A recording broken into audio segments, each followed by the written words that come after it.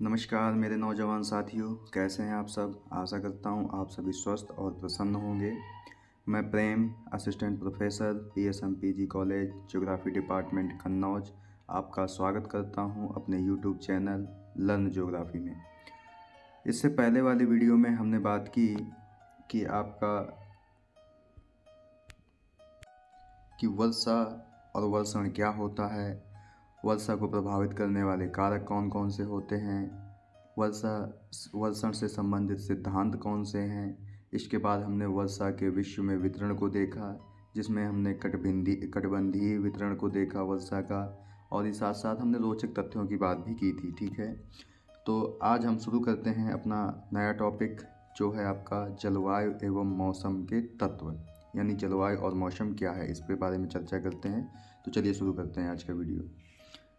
सबसे पहले है आपका कि जलवायु और मौसम के तत्व कौन से होते हैं, यानी कि जलवायु और मौसम के एक ही तत्व होते हैं। वो कौन कौन से हैं?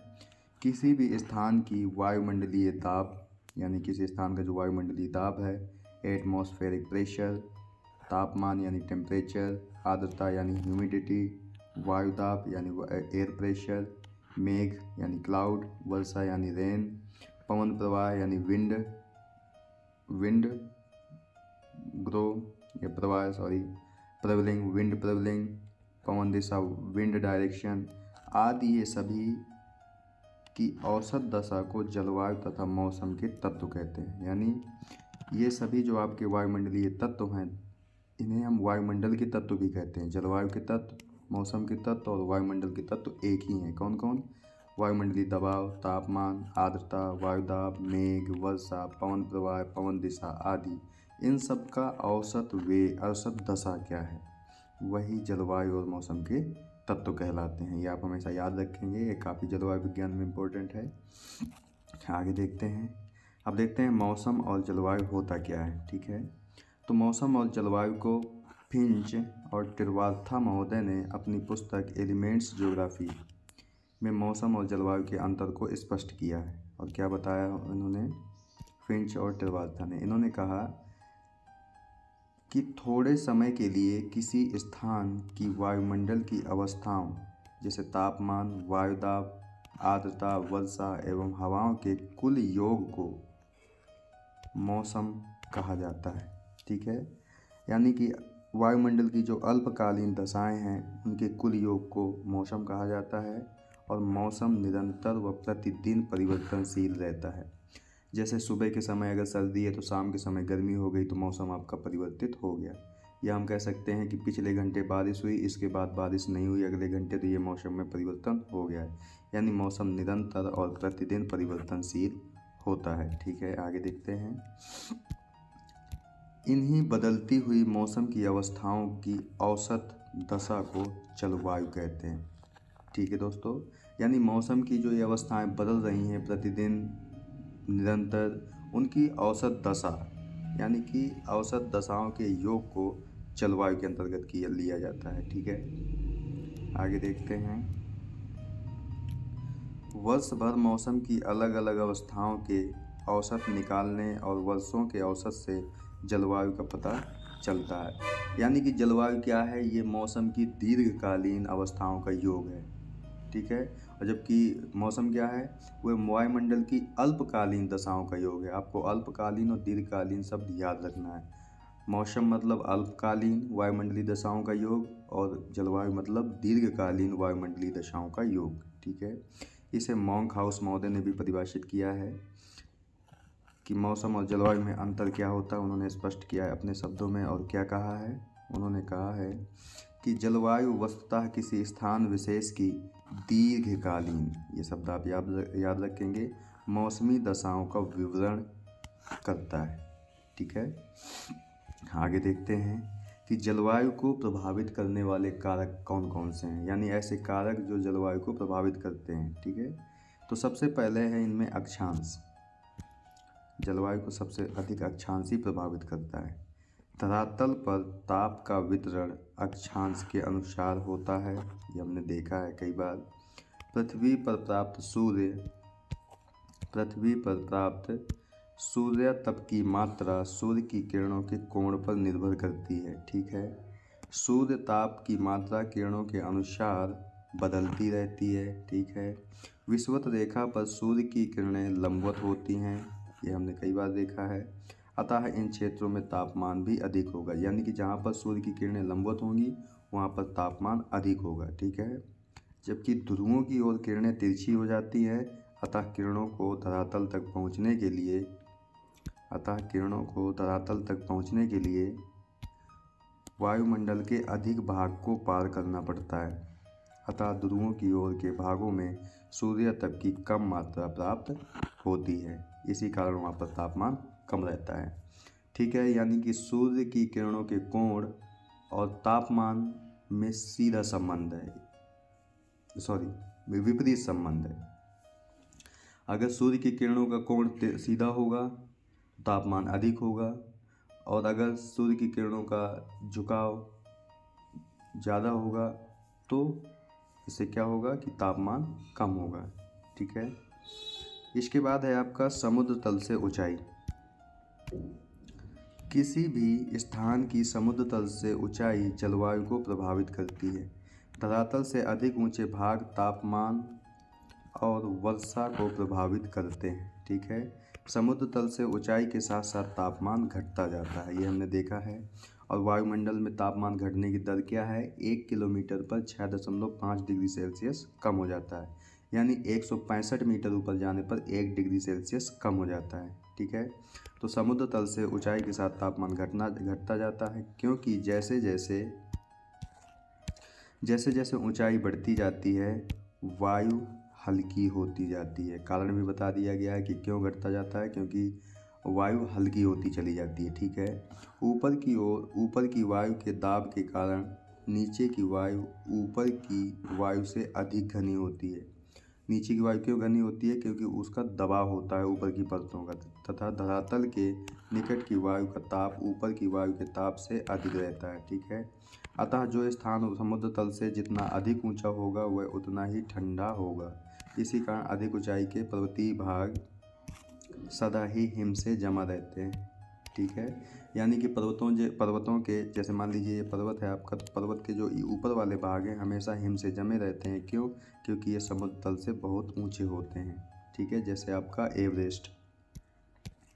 इसके बाद है पर्वतों की दिशा।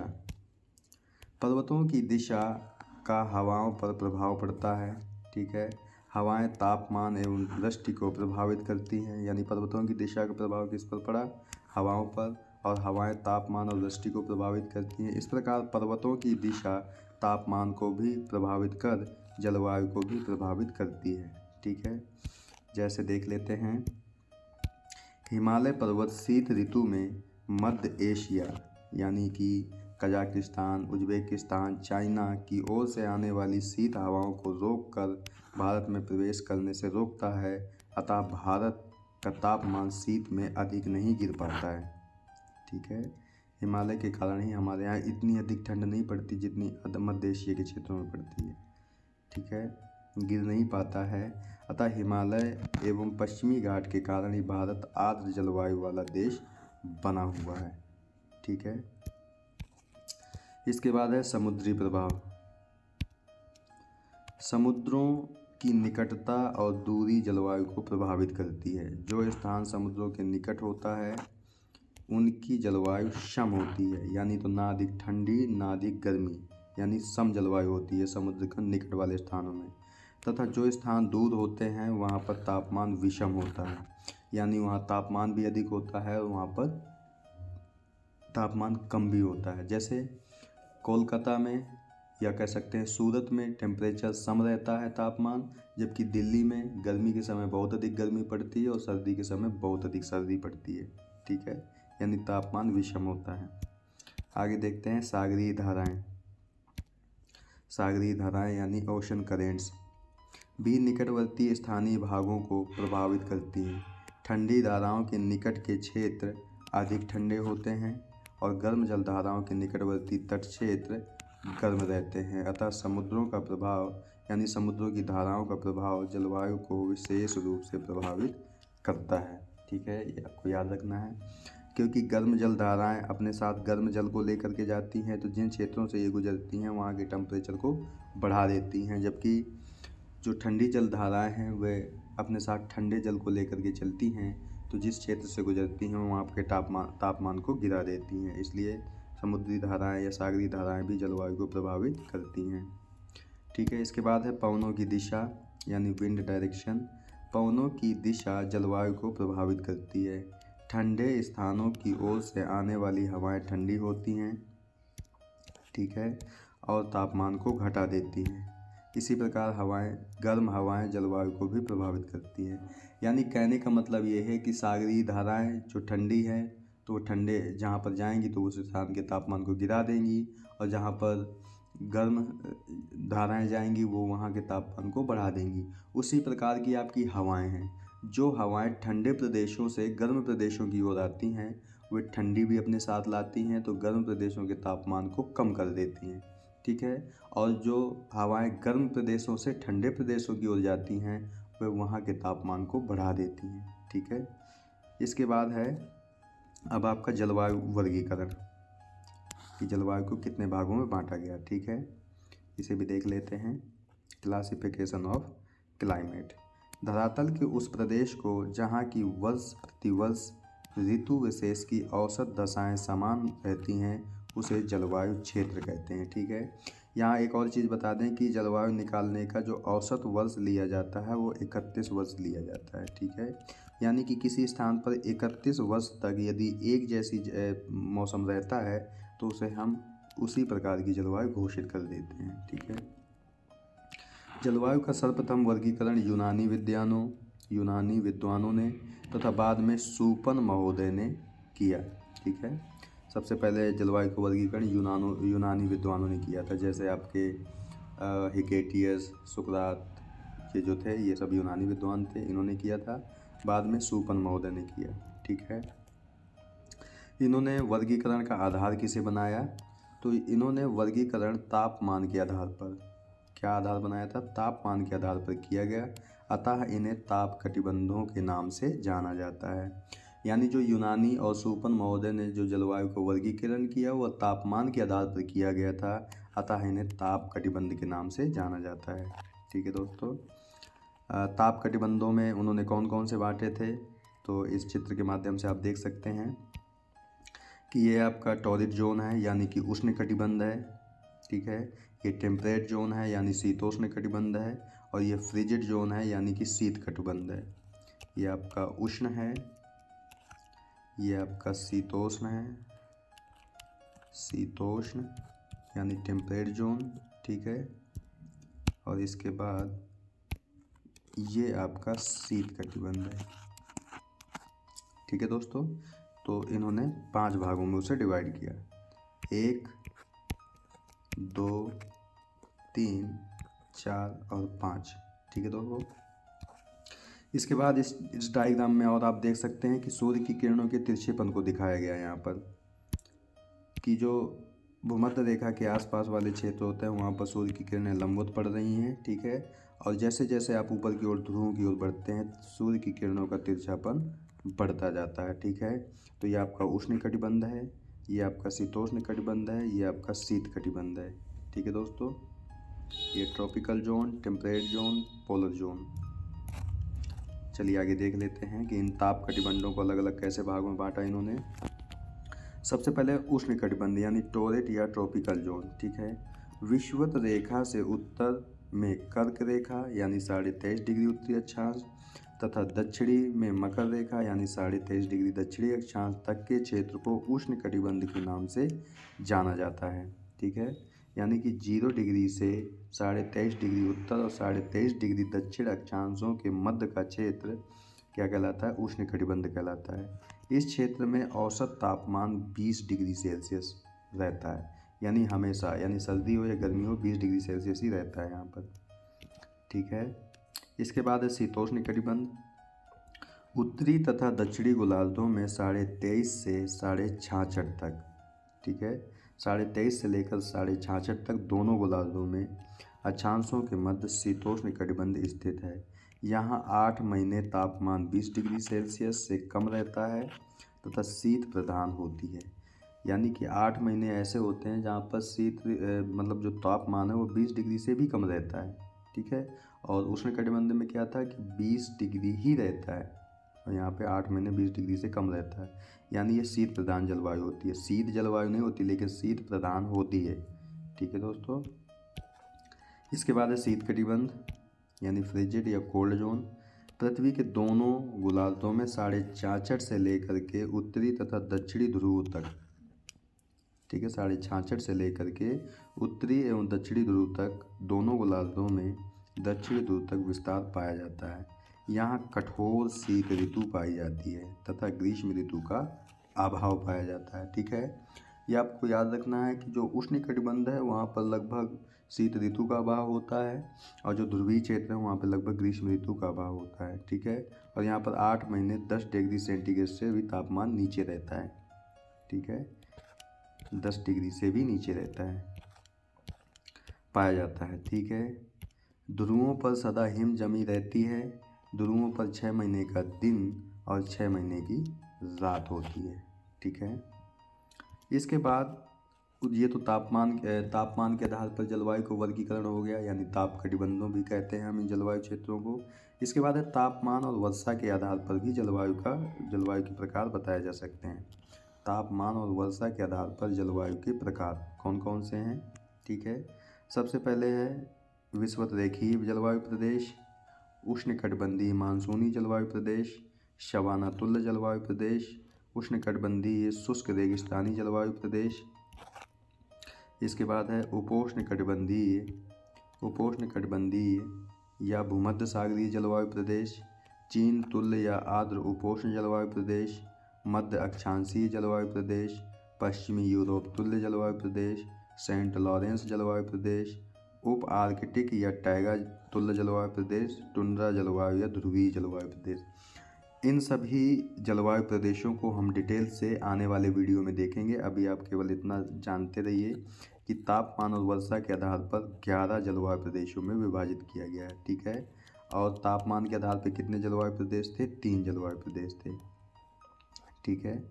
अब हम देख लेते हैं कि जलवायु का वर्गीकरण हम किस उपागम से करते हैं, यानी अप्रोच कौन सी, दृष्टिकोण हम कौन सा लेते हैं।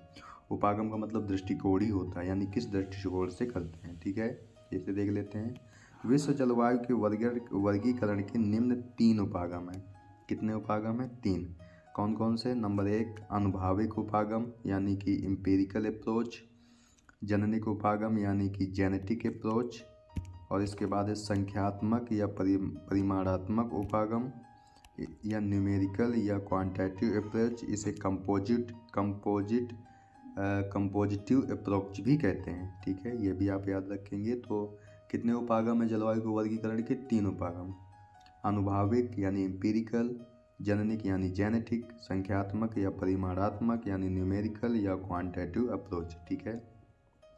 अब इन 3 उपागमों के आधार पर जलवायु को 3 भागों में ही वर्गीकृत किया जाता है, ठीक है। कौन कौन से?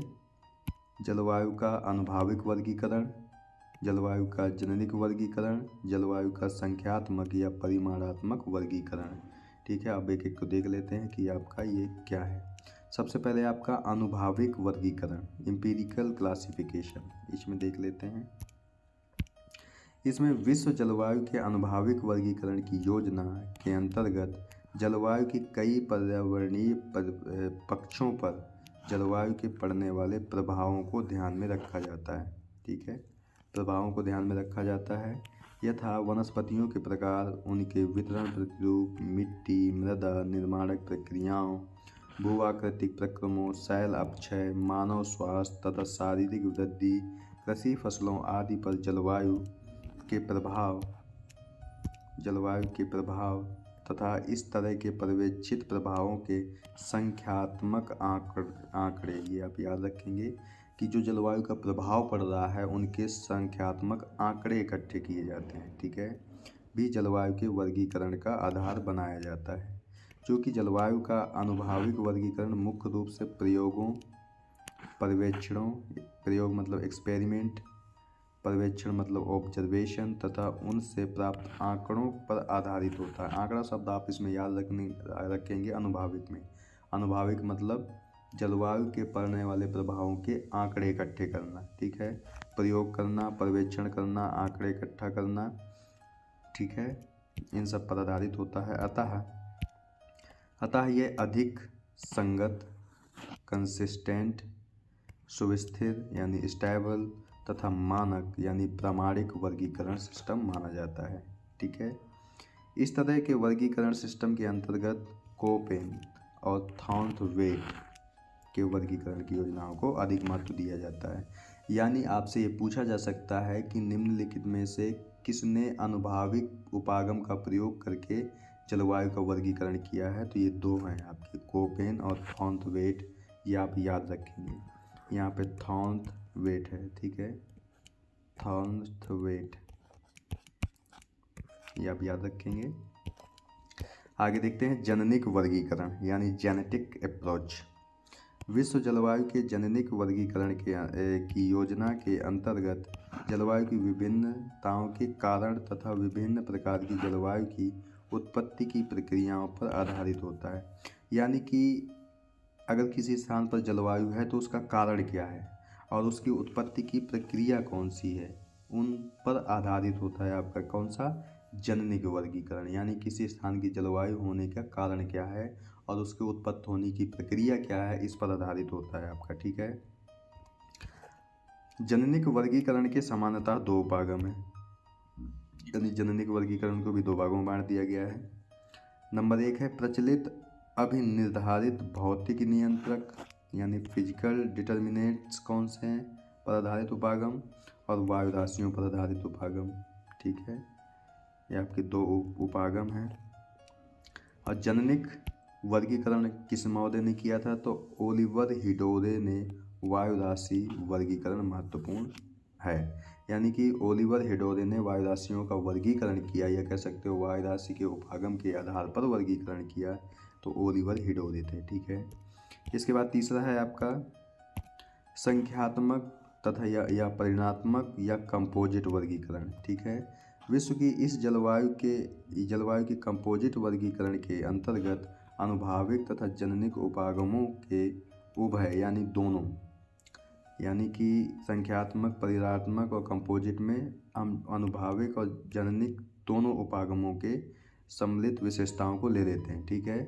यानी कि अनुभाविक और जननिक उपागमों के उभय आधारों को, उभय मतलब कॉमन, को सम्मिलित किया जाता है, ठीक है, सम्मिलित किया जाता है। अर्थात कंपोजिट वर्गीकरण की योजना के तहत विश्व की जलवायु का वर्गीकरण जलवायु के प्राचल मतलब होता है चर, यानी कि पैरामीटर्स कहते हैं, ठीक है, प्राचलों मतलब पैरामीटर्स के पर्यवेक्षित आंकड़ों यानी ऑब्जर्व्ड डाटा तथा विभिन्न प्रकार की जलवायु की उत्पत्ति के कारणों के आधार पर किया जाता है, ठीक है। इसमें मतलब ऑब्जर्वेशन भी किया जाता है, आंकड़े भी इकट्ठे किए जाते हैं तथा जलवायु की उत्पत्ति के कारण भी बताए जाते हैं, और उसके आधार पर जलवायु का वर्गीकरण किया जाता है, ठीक है। इसके बाद है इस कंपोजिट वर्गीकरण का मुख्य उद्देश्य होता है विश्व जलवायु का सरलीकृत व वास्तविक स्वरूप प्रस्तुत करना। क्या उद्देश्य होता है, जलवायु का सरलीकृत व वास्तविक स्वरूप प्रस्तुत करना, ताकि उसे आसानी एवं सहजता से समझा जा सके, ठीक है। विभिन्न उद्देश्यों के लिए उसका उपयोग किया जा सकता है, ठीक है। इसके बाद है कि कंपोजिट उपागम का प्रयोग करके किसने जलवायु के वर्गीकरण की योजना प्रस्तुत की थी, तो G.T. त्रिवाल्था महोदय ने। ये आप याद रखेंगे कि अनुभाविक में कोपेन और थॉर्नवेट शामिल थे, ठीक है, जननिक में ओलिवर हिडोरे शामिल थे, और आपके कंपोजिट या संख्यात्मक या परिमाणात्मक में कौन शामिल हैं, G.T. त्रिवाल्था महोदय शामिल हैं, ठीक है। तो चलिए मित्रों, ये रहा आज का वीडियो जिसमें हमने बात की कि जलवायु क्या है, मौसम क्या है, जलवायु और मौसम के तत्व कौन से हैं, जलवायु का वर्गीकरण हमने देखा तापमान के आधार पर, जिसमें हमने देखा उष्णकटिबंध, शीतोष्णकटिबंध और शीतकटिबंध। इसके बाद हमने तापमान और वर्षा के आधार पर 11 प्रकार के जलवायु प्रदेश देखे। इसके बाद हमने जलवायु का वर्गीकरण देखा। उसमें हमने जलवायु के वर्गीकरण के उपागम देखे, जिसमें अनुभाविक उपागम, जननिक उपागम और संख्यात्मक या परिमाणात्मक या कंपोजिट उपागम। अनुभाविक उपागम में हमने देखा कि कॉपेन और थॉर्नथवेट शामिल हैं, और जननिक उपागम में ओलिवर हिडोरे को देखा, और संख्यात्मक उपागम में जीटी तिरुवाल्था महोदय को देखा। ठीक है, तो चलिए मित्रों, अगर ये वीडियो आपको अच्छा लगे तो इस चैनल को, यूट्यूब चैनल जो आपका लर्न ज्योग्राफी है, ठीक है, इसे सब्सक्राइब कर लें और इस वीडियो पर कमेंट, शेयर और लाइक करना ना भूलें, और साथ ही साथ बेल आइकन का बटन भी दबा दें ताकि आने वाले वीडियो की नोटिफिकेशन आपको मिलती रहे। तो मिलते हैं आपसे नेक्स्ट वीडियो में नए टॉपिक के साथ। तब तक के लिए नमस्कार, धन्यवाद, जय हिंद मित्रों।